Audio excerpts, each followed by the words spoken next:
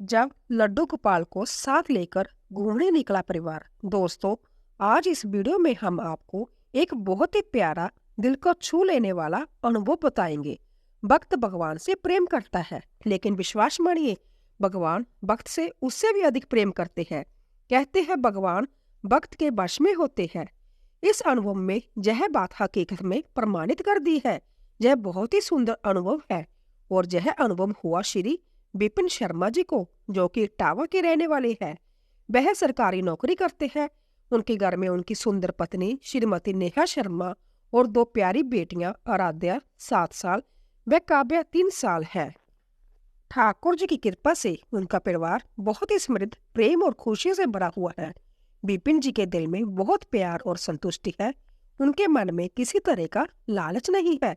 वह कहते हैं ठाकुर जी ने जो भी दिया है वही बहुत है और मैं हमेशा उनका आभारी रहूंगा।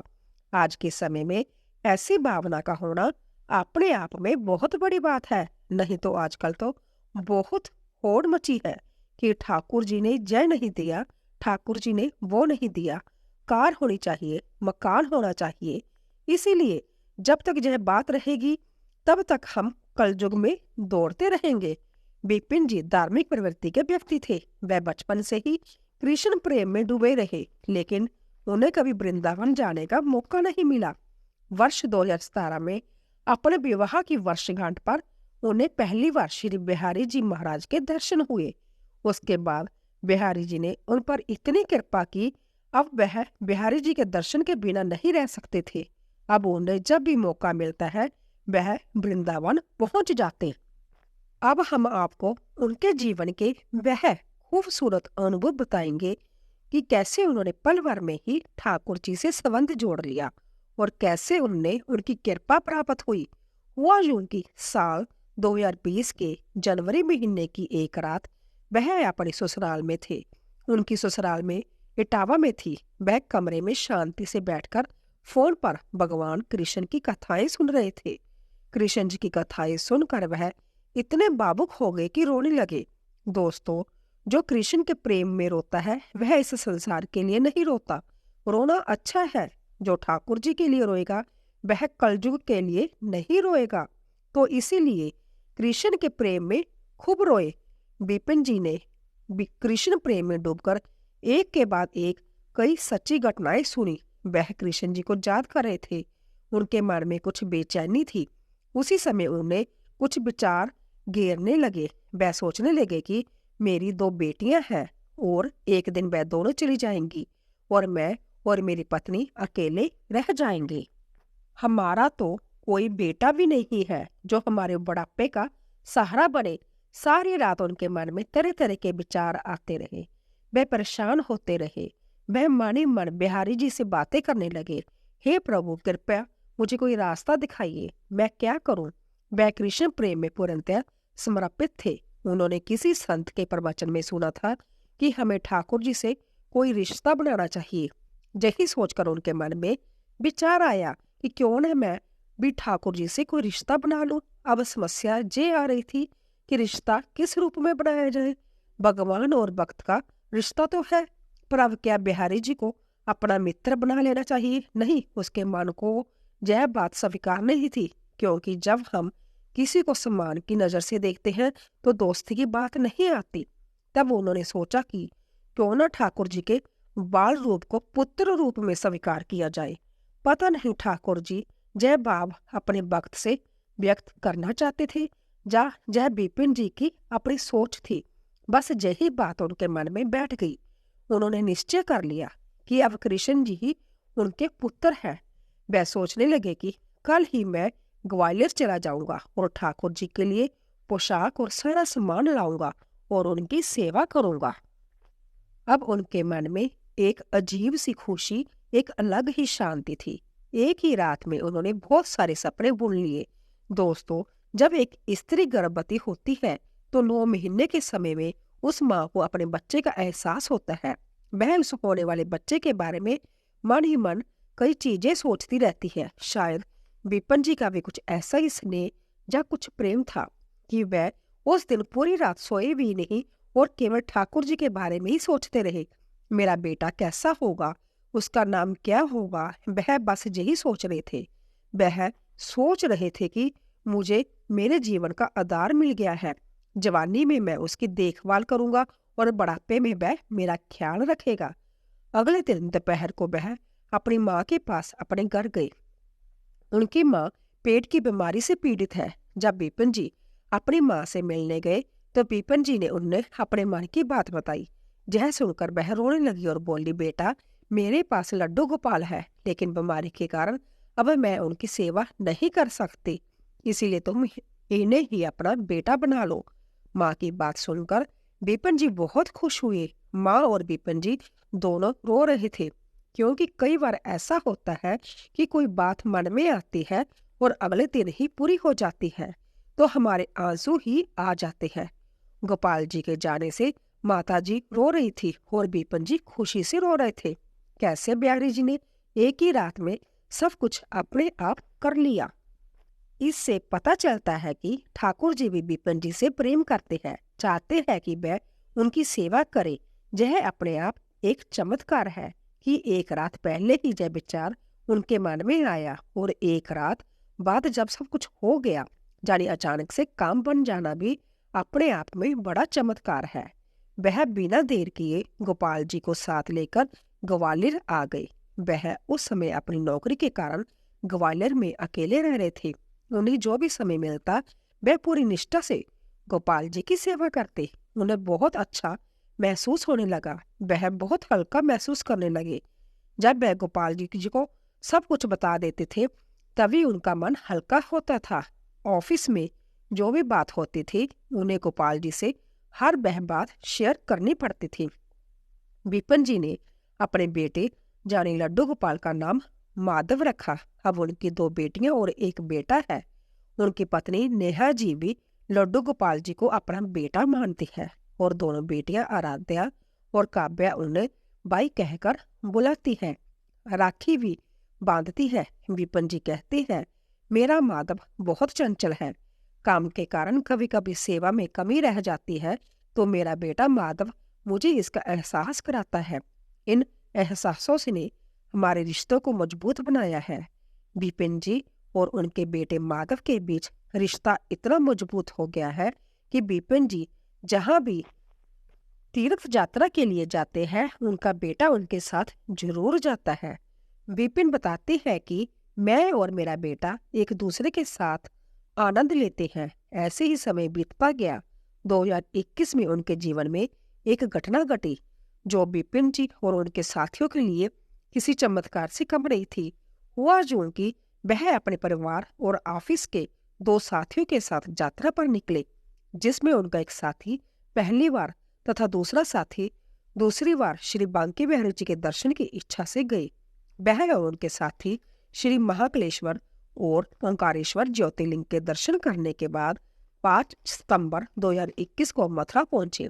पहले दिन सभी ने श्री गोवर्धन जी महाराज की परिक्रमा करके रात को वहीं विश्राम किया। बिपिन जी को जब भी समय मिलता है वह वृंदावन जाते हैं, लेकिन उन्हें कभी बरसाना जाकर राधा रानी के दर्शन करने का मौका नहीं मिला। इस बार उन्होंने बिहारी जी से प्रार्थना की थी कि एक बार मुझे श्यामा प्यारी के दर्शन के लिए अवश्य भेजे। वह सभी 6 सितंबर 2021 को सुबह ही बरसाना के लिए रवाना हो गए। वहां पहुंचकर उन्होंने श्री राधा रानी के दर्शन किए। राधा रानी के दर्शन पाकर कोई भी व्यक्ति धन्य हो जाता है। राधे रानी की कृपा और उनके दर्शन पाकर सभी बहुत प्रसन्न हुए। 6 सितंबर की रात को उनका वापसी का रिजर्वेशन था, इसीलिए वह जल्दी जल्दी सभी जगह घूम रहे थे। बरसाना से वह नंदगांव पहुंचे और वहां ऑटो से उतरकर नंदेश्वर पर्वत पर स्थित नंद बाबा मंदिर के दर्शन करने चले गए, जहां से मंदिर की सीढ़ियां शुरू होती है। उससे थोड़ा पहले ही वहां गली में एक बूढ़ी अम्मा का घर था और वह घर के बाहर बैठी हुई थी। उस अम्मा ने उनसे कहा, लाला, आगे से सीढ़ियों का रास्ता है, सामान लेकर जाने से परेशानी होगी, इसलिए अगर तुम चाहो तो अपना सामान यहीं रख दो, जब वापिस आओगे तो ले लेना। अब आज के समय में किसी का इस तरह मदद के लिए कहना भी थोड़ी अजीब बात है। वह वृद्धा बहुत भक्तिमय लग रही थी, इसीलिए किसी को कोई संदेह नहीं हुआ। उन सभी ने अपना सामान वहीं रखा और अपने गोपाल जी को अपने साथ ले गई। नंद बाबा मंदिर में सभी ने प्रेम पूर्वक दर्शन किए और वापसी के लिए प्रस्थान किया। उनकी 7 साल की बड़ी बेटी आराध्या ने गोपाल जी को अपनी गोद में ले रखा था। जब सभी लोग उस अम्मा के घर लौटे जहाँ सामान रखा था, तो उनकी बड़ी बेटी आराध्या को प्यास लगी और उसने अम्मा से पानी मांगा। अम्मा भी बड़े प्रेम से सबके लिए पानी लेकर आई और सबको पानी दिया। नेहा जी ने अम्मा से पूछा, अम्मा जी क्या यह घर आपका है? तो उस अम्मा ने कहा, नहीं बेटी, ये मेरा नहीं है, यह तो मेरे कान्हा का है। उस अम्मा का भाव तो देखो, अगर कोई हमसे ऐसा सवाल पूछेगा तो हम कहेंगे हाँ, यह तो हमारा घर है। अब पानी पीकर माता को धन्यवाद देकर सभी लोग वृंदावन की ओर चल दिए। अचानक से मौसम में बदलाव आया, बादल गिर आए और बारिश की बूंदें गिरने लगी। अभी तक मौसम एकदम साफ था, अचानक पता नहीं कैसे बारिश में कैसे बदल गया। पता नहीं क्यों, समझ ही नहीं आ रहा था। खैर, वो सभी ऑटो लेने के लिए निकल गए। उस घर से ऑटो स्टैंड की दूरी करीब 300 मीटर थी। बारिश के डर से वह सभी जल्दी से ऑटो स्टैंड पर पहुंच गए। उनके पहुंचते पहुंचते बारिश भी तेज हो गई। वहां एक ऑटो मिला जो वृंदावन जाने के लिए तैयार खड़ा था, जिसमें पहले से ही कुछ सवारियां बैठी हुई थी। ऑटो वाले ने पूछा कि कहाँ जाओगे? तो विपिन जी ने कहा, वृंदावन जाना है। वह ऑटो ड्राइवर जाने को तैयार हो गया। जब सब लोग बैठने लगे तो एकदम से बारिश बहुत तेज हो गई। ऑटो चालक ने कहा, भैया ऐसी स्थिति में जाना संभव नहीं है, क्योंकि आप और आपका सामान भीग जाएगा। आप सभी लोग कुछ देर किसी चीज की छाया में खड़े हो जाओ। जब बारिश बंद हो जाएगी तो हम चलेंगे। वह सभी एक तरफ खड़े होकर बारिश कम होने या रुकने का इंतजार करने लगे। छोटी बेटी काव्या, जो 3 साल की थी, थोड़ी परेशान हो रही थी। इसी बीच बारिश थोड़ी धीमी होने पर ऑटो ड्राइवर ने सीट साफ की और सामान लाने को कहा, लेकिन जैसे ही वह सामान लेकर चलने लगे तो देखा कि बारिश फिर भयानक रूप से तेज हो गई। सब लोग फिर रुक गए और सोचने लगे कि यह क्या हो रहा है। इसी बीच अचानक एक गाड़ी वहां रुकी, जिससे एक महिला उतरी और अपने हाथों में लड्डू गोपाल जी की टोकरी लेकर नीचे उतरी। उन्हें देखकर नेहा जी चौंक गई और उन्हें अपने लड्डू गोपाल याद आए। उन्होंने पूछा, हमारे माधव कहाँ है? पत्नी की बात सुनकर विपिन जी भी चौंक गए। सभी एक दूसरे की ओर देखने लगे। ऐसा लग रहा था मानो विपिन जी के शरीर में जान ही नहीं रही। उनके गले में आवाज ही नहीं निकल रही थी। आंखें एकदम लाल हो गई थी, जैसे अभी आंसू आ जाएंगे। सब लोग इधर उधर देख रहे थे। नेहा जी ने कहा कि हम रास्ते में कहीं नहीं रुके। मंदिर में वापस आते समय कान्हा की टोकरी हमारे हाथ में थी। रास्ते में बस उस अम्मा के घर से सामान लिया और पानी पिया। अब विपिन जी बारी बारिश में अम्मा के घर की ओर भागे। जैसे ही विपिन जी ने जय सुना, वह बिना किसी से कुछ कहे वहां से भाग गए। कुछ ही मिनटों में वह अम्मा जी के पास पहुंच गए। वह पूरी तरह भीग चुके थे। उन्होंने अम्मा से कहा, अम्मा क्या मेरा माधव तुम्हारे पास है? अम्मा ने कहा, चिंता मत करो बेटा, तुम्हारा ठाकुर जहाँ है। अब विपिन जी के जैसे जान में जान आई। उनकी सांसें जैसे थम गई। वह रोने लगे। उन्होंने अपने माधव को गोद में ले लिया और प्यार करने लगे। विपिन जी सोचने लगे, मेरे माधव ने जब बारिश करवाकर मुझे बुलाया है, लेकिन हम मूर्ख थे जो समझ ही नहीं पाए कि अचानक बेमौसम बारिश क्यों हो गई। अम्मा भी रो रही थी। बोली, बेटा मैं बहुत परेशान थी, मुझे समझ नहीं आ रहा था मुझे कहाँ जाना चाहिए, मुझे क्या करना चाहिए। मेरे पास तेरा नंबर नहीं था, तेरा ठिकाना नहीं था। तेरे लाला को लेकर कहाँ जाऊं, मुझे कुछ समझ नहीं आ रहा था। मुझे यह भी नहीं पता था कि तुम कहाँ जाओगे। विपिन जी अपने माधव को प्यार से देख रहे थे।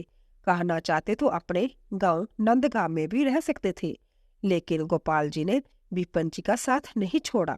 जब विपिन जी अपने गोपाल जी के साथ अम्मा के घर से बाहर आए तो बारिश एकदम रुक गई, मानो हुई ही ना हो। विपिन जी ने वापस आकर पूरी बात बताई तो ऑटो ड्राइवर ने भी कहा, जब तुम्हारे ठाकुर जी यहीं रह गए तो तुम्हें कैसे जाने देते? तुम्हें रोकने के लिए अचानक से बारिश हो गई। सभी लोग बार बार ठाकुर जी से क्षमा मांग रहे थे। सोच रहे थे कि इतनी बड़ी गलती कैसी होगी कि वे गोपाल जी को छोड़कर चले गए। सभी के लिए अचानक हुई यह बारिश किसी चमत्कार से कम नहीं थी। तो दोस्तों, ऐसे हैं हमारे ठाकुर जी। वह प्यार करते हैं तो पूरा करते हैं, आशीर्वाद देते हैं तो पूरा देते हैं। आप जैसा भाव उनके साथ रखते हैं तो वह भी उसे निभाने में कोई कमी नहीं छोड़ते। दोस्तों, याद रखें, हम जब ईश्वर से कोई रिश्ता बनाते हैं, चाहे पुत्र का, चाहे पिता का, चाहे मित्र का, तो वो रिश्ता एक तरफा नहीं रहता। वो भी उसे पूरा निभाते हैं। बस दिल से पकाओ। वो बारिश बनकर, झूले की हलचल बनकर, सपने बनकर बुलाते हैं, मैं तेरे साथ हूँ। तो आज से ही उनके साथ एक सच्चा रिश्ता जोड़ो और देखो ठाकुर जी उसे कैसे निभाते हैं। दोस्तों, आशा है यह कहानी आपको पसंद आई होगी।